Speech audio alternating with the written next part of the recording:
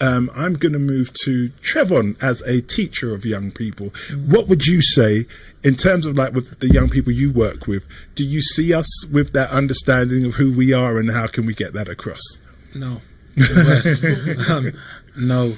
And oftentimes, I would say the best, from what I've seen, sometimes there's an inclination to say we know that we should be teaching our children something about Black history, so here's a book. But the book is the same book he was talking about, filled with factual errors and, you know, underlying tones and stuff that we don't necessarily pick up. So no, I feel like that's why we have so much trouble, and the children are kind of aimless, is because they haven't been grounded in that purpose. You know, I remember reading about this article. They were talking about these Jewish schools and how they're rooted in the whole, like, their history. So they know what they've been through, they know what they've come through, and as they're growing up, they've still got that as part of them. Like, I'm doing all these things I'm doing, but I know there's still an attachment to their community. I feel a lot of the time our children aren't really necessarily connected to the struggle. You know, they talk about, sometimes elders will talk about how young people are disconnected, this and that, but it's because they've never been attached. Do you know what I mean? There's that disconnect across the generations. That means younger people are not being attached. So when I'm coming across, you know, 9-10-year-olds, like, they're British. Yes. And that connection, I mean, when we get into culture, what we call culture is twerking and fried food, reggae music in the house. That's the extent of our culture. But we haven't actually got to that point yet where we've been able to bring it together. And that's why I think it's important what Charmaine's doing in terms of Black History Shows and other organisations like that, to actually bring it together and actually give the young people that semblance, because you can't blame them if they can't use what they never had. Yeah, but then I would also go a step further to say, like you mentioned with regards to the schools, Jewish schools, Muslim schools, or Asian schools, and then you have schools which are English white schools. So we're putting our Black children in an English white environment and expecting them to come out with the knowledge about Black history, but the schools aren't designed to do that. Just like the Jewish school isn't designed to teach, well, the Jewish school is designed to teach them about their history and culture, and the Asian school is designed to teach them about their history and culture, and so is the white school. So the schools aren't doing anything wrong, they're doing what they're supposed to do for their children. We're the ones that are putting our children in the hands of the oppressor and expecting miracles to happen.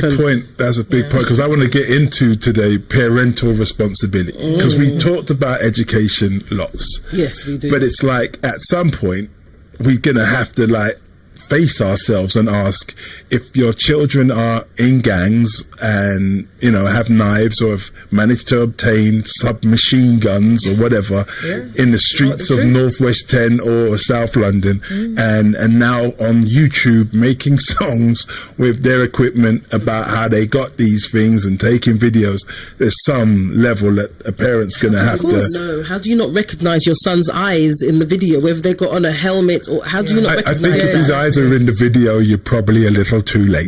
Why would you not, how do you not know this? I don't understand. Like, as a mother of sons, having 3 of them, growing up in the middle of what goes on the roads, the time that I think my son came home with someone's thing, and it wasn't a knife or a gun or anything, just someone's something. We have a Henry Hoover that has a metal piece on it. Trust me, after I'd finished with him, he never brought anyone's things back in the house. You nip it in the bud from the get-go, so you make them understand that the people that you hang with, the things, how you speak, you know, there's different things. Like when you talk about parental responsibility, because I was like, I'm not burying none of my children. So you made him clean his room with the Henry Hoover. Absolutely. That's right. You made him clean his room. Go ahead, Yes. Cleanliness is next to godliness. Right. Well done. Parenting tips from the Black Child Agenda. No, real talk though. That thing about coming home with people's things, it's when you nip things in the bud. I always used to say, like, I deal with small things, so I don't have to deal with big things. And if you can't, I remember when I was small, and it's like, you know, a few years back, I came back with a diary, and I said to my parents, that's my friend's thing, but it wasn't a T-fit. And the minute I said I brought back something that was my friend's thing, They dealt with me like I teeth it out of the shop. They was not interested in anything you got. Friend who give you a gift. No, forget it. And after that, I remember as it got older and other man was getting involved in certain things, I'm like, are you mad? After what happened with the one diary, you remember? Then you keep whatever gold chain and anything you see out of the road, you keep that. I don't want none of that. Like I'm not worried about the police. Everybody else is worried about the police. No. I'm worried about my dad. That's right. Yeah, I'm worried about my dad. I know that I cannot go in front of my father and say that I stole something. And in fact, he told me, just told me straight in my face, like, if you get in trouble and you have an argument with someone, you can call me, I'll come. If you thief anything, never in your life you phone me. Like, yes, I knew. Don't bring police to the door. Yes, that was a But we used to have that. But I bring the police to the door. But we used to have that as a standard in our community. And I think even as we're talking about going forward and building, we're talking about going forward and building, but do we have that level of parental responsibility, enough standards in our community that you can say we can build on? Has it been taught properly? Because a lot of people are blaming the children, but who raised them? Right. No. We're on parental responsibility, so I'm only talking about the parents. There's been a massive gap. There's been a missing link somewhere, because obviously we can talk about the nostalgia of when our parents came and they worked hard and they built the NHS and they built the country. They did that, and they built and they did. But what's happened is, because they gave so much to the children have forgotten their responsibilities now, who have then gone on to have children as well, and they just give them everything. When you said gave so much to the children, what do you mean? You know, many of our parents didn't have, so they made sure that we had as children. They made sure. I grew up I was all right. You know, I always had. You got spoiled. Basically, okay. You know, we always had. No, everything. I never got on a bus until I went to secondary school, and for the first at least year, I was taken by car, literally. Yeah, but I knew what time it was. Cheryl Silverspoon Phoenix. No, absolutely not. No, it wasn't. But I still knew. Yo, you're trying to set up a black club here. My brother, are you hearing this? My brother is here. My brother is in the studio, and we used to have to finish school and walk. and at the time, we lived 3 miles away from the school, and they was like, it was more than 3 miles, but they would only give you a bus pass if you was more than 3 miles. But what they worked out was our house, as the crow flies. I'm not a crow. I can't fly. We had to walk home. I used to be yo, nod your head, you know that's true. Like, we had to walk, that's it. I couldn't cope with it. It was too much. So you had a good life. It wasn't bad. Yes. You know. Were you raised with Caucasians? My school was predominantly. Oh. Yeah, it was. But I also was always the black girl in the ring. You know, whenever I walked in at the school disco, it was Bob Marley's latest album. You know, but it was the racism was there. But as a child, you don't recognise it. You just know that you're treated differently until you get older and you see it. And then the good thing was that at home, I was kind of more. My parents understood that the racism was there, so they will come to school ready to hear exactly how the story went. Speak to me about how the story went. If it was my fault, which maybe 7.5 out of 10 times it was, you know, it's one thing. But if it wasn't, then they taught me about how to deal with the racism as well. They taught me. We had to watch Roots. We had to watch all these things, like, this is what these people are about. This is what they're about. And just speaking about certain things that were going on. So I did learn from a young age, and I was confident in myself from a very young age about my blackness, being in a predominantly all-white school. It was literally, there was about 6 black people in there, and I was the only one in my whole year group. However, then that makes me have the responsibility as a parent myself. Who's teaching my children? I can't rely on the schools to teach my children about their blackness.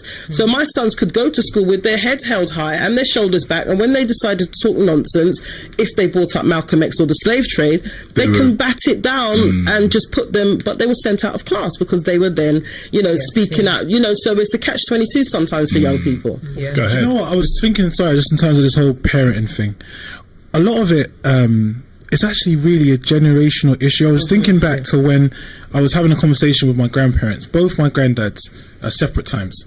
And they were both saying that when they came to this country, one came from Grenada, other came from Jamaica. They came here with the intention of coming here, working, saving money and going back.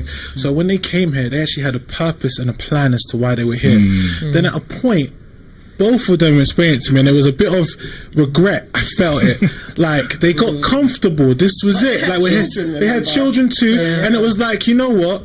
We're selling here. So then the goal becomes now integrated into white society. Okay. So this generation that comes after now from these children, their job is to integrate into society. There's certain racism and this and that, but that's been overcome. As we come forward in generations and that's done, what is there to do? We've made it. We're integrated into white, especially in London, we're integrated into white society now. So then it's like there's an absence of purpose now. Really, what is the plan? Children just need to be happy and don't embarrass me. Well, be happy. Maybe he's happy with a tool in his hand. Yeah. Do you understand? You know what? Don't embarrass me. Well, we can't promise that. You know what I mean? But that's so. When we think about it, it's actually going. We can talk about the individuals, and we all have our weakness, strengths and weaknesses, but I feel like as a collective we have to get that vision. We have to actually have a vision and a purpose together again to actually put parenting on the map, because what are we parenting for? Exactly. Integration. David? Yeah, that's it. And you say we're integrated. I think we've been sold that we're integrated because we see a couple of black people on TV with white partners.